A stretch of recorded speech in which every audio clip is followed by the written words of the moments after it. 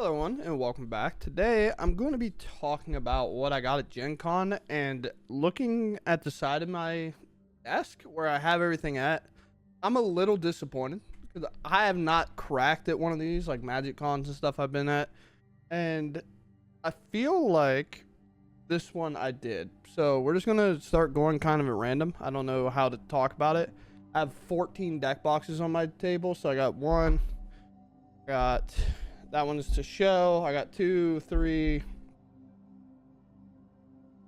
4, 5, and then I got this. I got this SpongeBob one, which is funny. But those I did not get at the show, but I took them. So trying to get those all out of my bag to get all the singles and all the promos or whatever that I've gotten over the show was tough. So to start it off quick, I got a couple packs of sleeves because Ultimate Guard sometimes does not send us enough katanas to sell, which is not necessarily that they don't send us enough. It's just they're so high in demand that you just can't really keep them. So I got sea rifts and I got regular pink or purple katanas. I just like the way these ones look a lot of times, and a lot of people don't have that color or use that color where I play, so it's kind of easy when you're playing Commander games to keep my cards separate from people. And then I played Cyberpunk, the card game. I have 2 of the constructed decks, which is really cool. And it came with a Rebecca from the show, if you watch the show. So that's pretty sweet. I really like it. I think it looks really good. The game is very fast. It was pretty fun to play. I do see a little bit of problems with how you're going to manage the dice and stuff, but I'm not going to talk about it too much because if you don't know, it's going to sound really foreign to listen to because it's a little weird to explain that game. I did buy some singles and / open some singles. I got a KCI, which I got the goofy one. This is to whenever he watches this, Dan, this is to upset you. Hopefully he's watching at some point. And he goes, wow, can't believe I got a shout out like that. But I got some other things. I'm trying to do it a little bit in order. So I guess I'll just go with magic stuff first because I'm mainly a magic stuff. And then if somebody wants to stay after. Again, I did get a new deck box. I actually had 2 new deck boxes. But if you don't know about FloodCon or GenCon, water rained in from the ceiling and kind of destroyed a lot of people's stuff. And some people's stuff got stolen.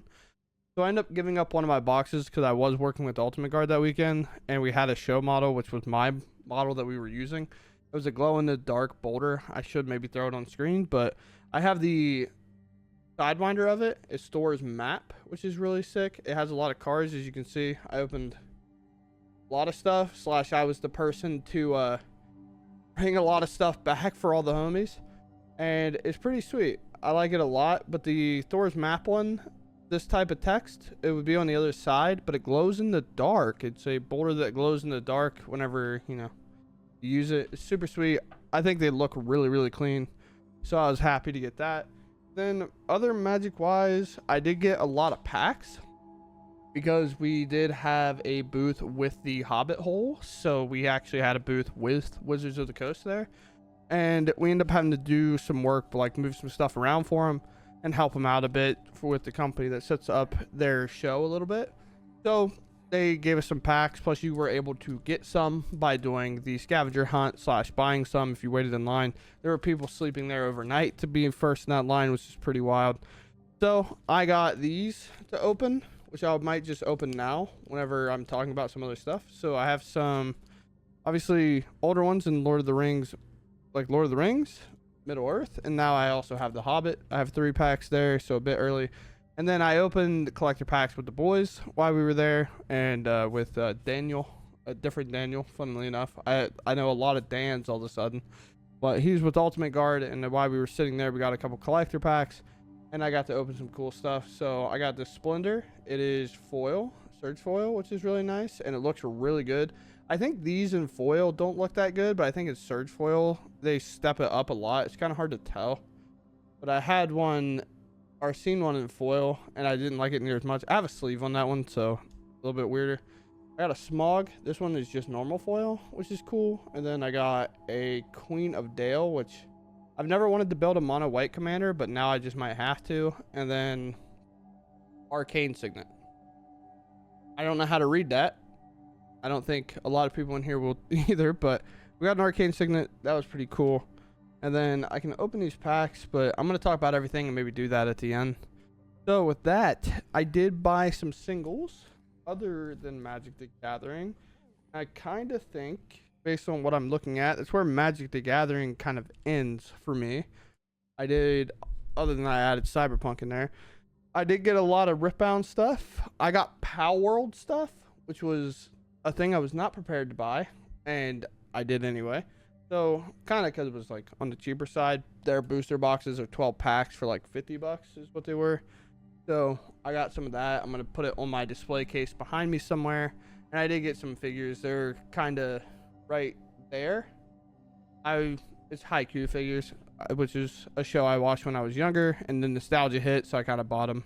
You know how that goes. But I'm gonna talk about Riftbound right now, another card game that I really enjoy. I've talked about playing some events in it.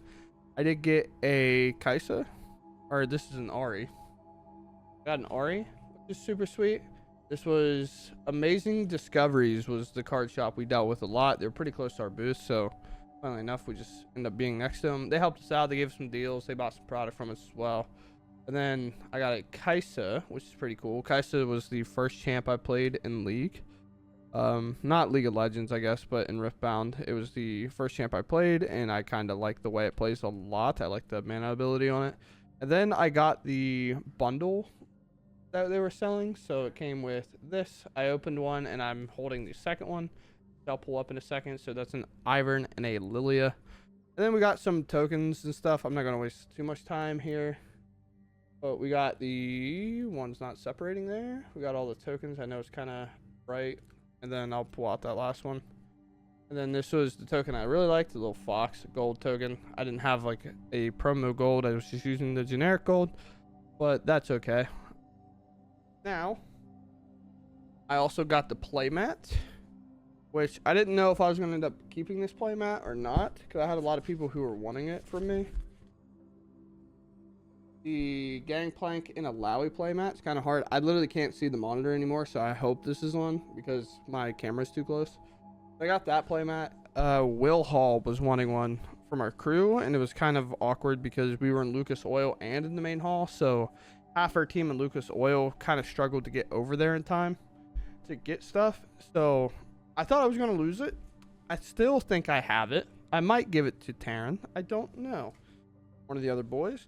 But I got the one I wanted, which was the champ I actually play in League a lot of times, is Diana. Diana's the champ I play, and her. She's very mean to me, Leona. But I got this playmat as well. I just wanted this one, so it was the one I grabbed. Even though, weirdly enough, I feel like I'm not going to play with it that much because I have a lot of Riftbound playmats already as well. And then here is the secret bundle. The whole thing. I actually have one still sealed, and I plan to keep it sealed and just put it in the background with kind of the other stuff, as you can see which way to go. I have this bundle, which shot to the moon, and then the lunar bundle. That's also really high. I guess I can do this. You can see it in the background, but I don't really want to sell them. I want to use them as kind of background props, and collecting it is kind of nice. So it's hard for me to collect, but now that I have some collected, it's a lot easier for me to be like, oh, I'm going to put it next to the thing, and that'll be fine. And the two sleeves, I don't really care too much for these sleeves. They typically don't work the best. I work with Ultimate Guard, but I use their sleeves for everything, and it's kind of hard for me to use any other sleeves because I just like theirs so much. Well, that is that for, I think, Riftbound. I might find something else. I don't know. And now we're going to talk about Pow World. Played the video game. Was a little obsessed with it. I played it a lot. It's kind of weird. It feels like a mobile game almost whenever you're building that farm and you kind of have to wait for stuff to happen. So it's pretty fun to do, and I kind of got the opposite, well, I got what a lot of Pokemon people talk about when they play Pokemon games, and just the discovering of a different POW was really fun for me. So I got their two learn to play decks. These two I will not be opening. These are my additional ones because I got in it twice. I got in it on the first day and the second day. which is really nice. But I only end up getting 1 box each day, which is okay. I wasn't there to try to scalp anything or anything anyway. I wanted to put a set on my wall, and then I wanted to open a set because I wanted to try to play it and see if I enjoyed the game at all. But did they send you with a bag? I don't really like these bags that much, but I definitely think it's incredibly smart to do at a con because it shows the big giant thing in the back.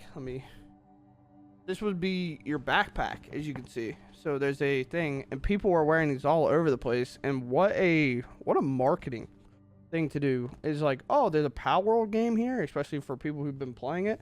They got a QR code and everything on the back. You're a walking advertisement with this, which is so smart at GenCon when people are going there with the idea of testing things out, right? Like GenCon, a lot of times you go for what you want, but you save a day to go for all the other stuff that you may or may not want. However, I think one of these is somebody else's. They want it. One of the guys. But I do have, I know I just showed you other ones, but I have 2 more here. So you can see I'm not lying. I have 2 more that aren't open, which maybe I'll open them and crack a pack with the boys here as well. It'll be a little bit weird, but here's the PAL box. This is a box. There was a misprint on it, so I don't know if I can show it. I believe, yeah. So, you know, it's called PAL World.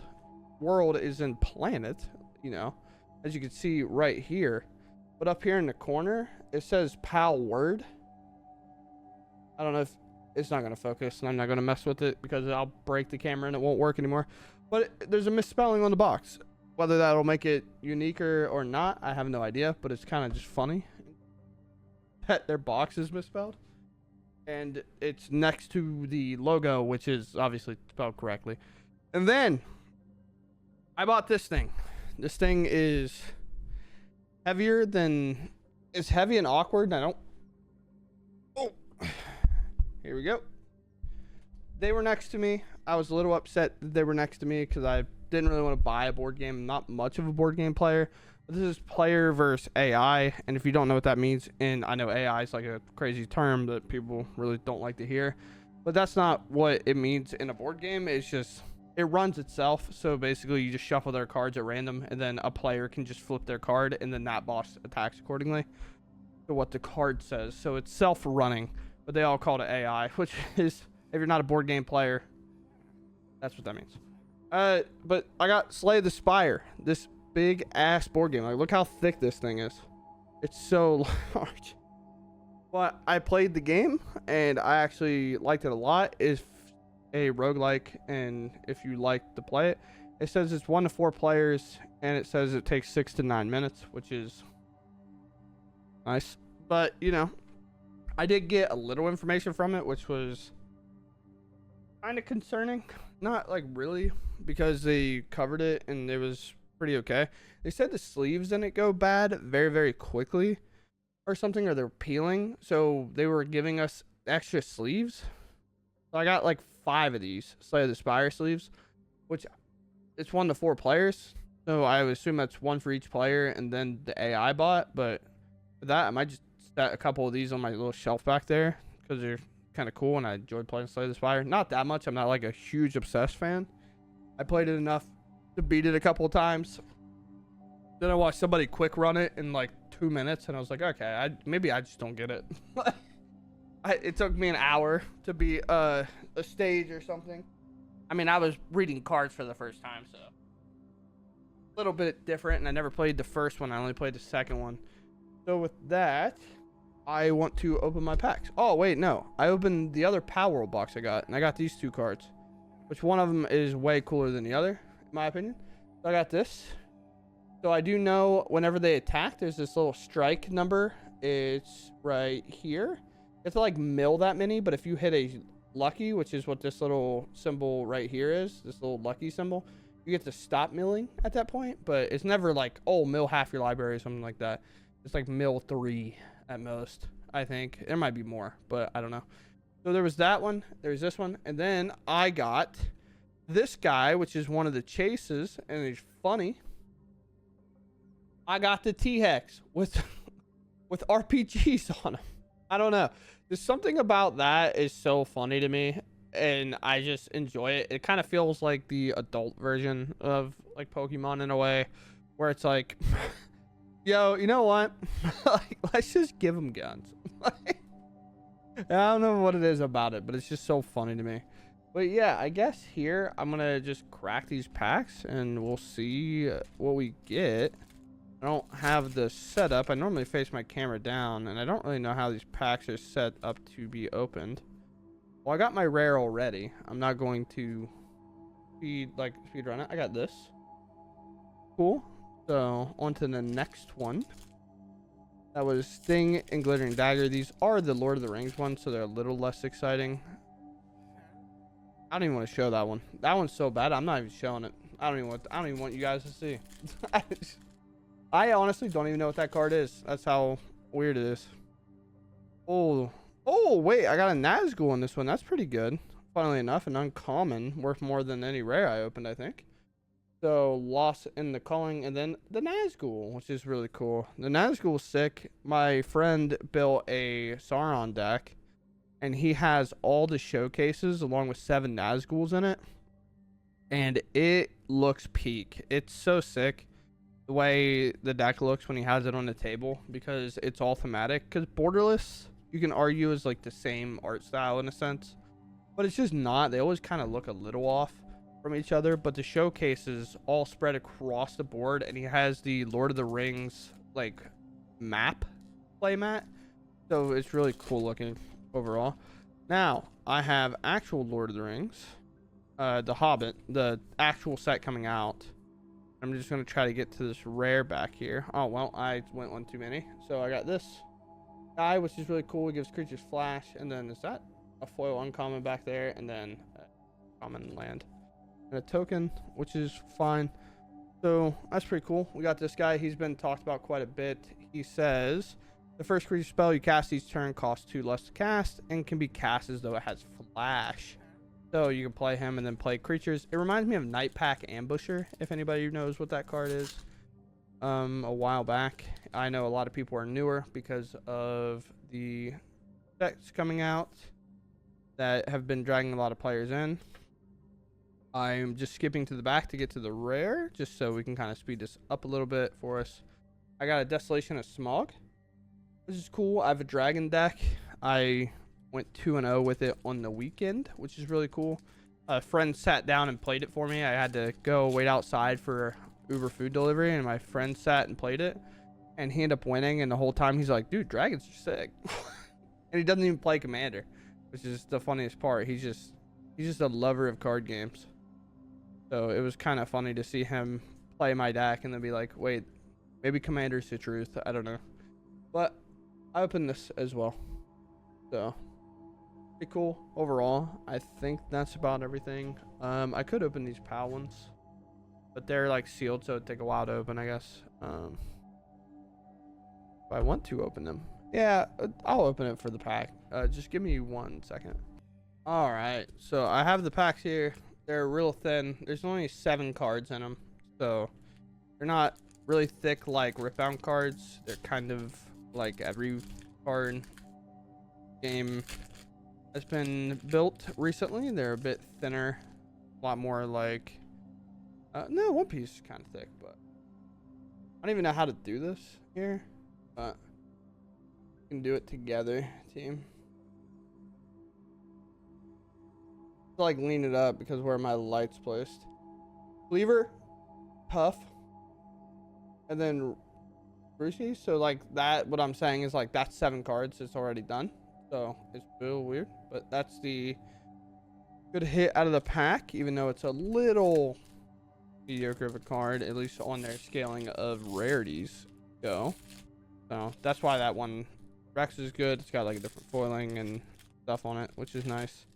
Now I'm struggling to open the second pack. As you can see, I just, right before I show you a broken card I bought, I'm just kidding. Belt, pickaxe. I missed the other card. I don't know these cards like super well. Oh, well, I cheated, I guess. Shiny boy there, and a Lilia, and a little goofball. which is nice. An old Ingus. I said Lilia, but that's not the card name. Lily. So yeah, those are the PAL packs, which is really cool. Out of the box, I have the decks down there. I'll probably just give it to someone that wants to try the game at the shop, but who really knows? I don't know who all plays PAL World at my locals. So for that, I think that is it. I think that's all I really got to show. I say all I got. It felt like a lot, but I hope you all enjoyed, and I'm looking to get back into recording as normal here soon. So for that, I hope you all have a good one, and I'll catch you in the next one. Thanks for watching, and goodbye.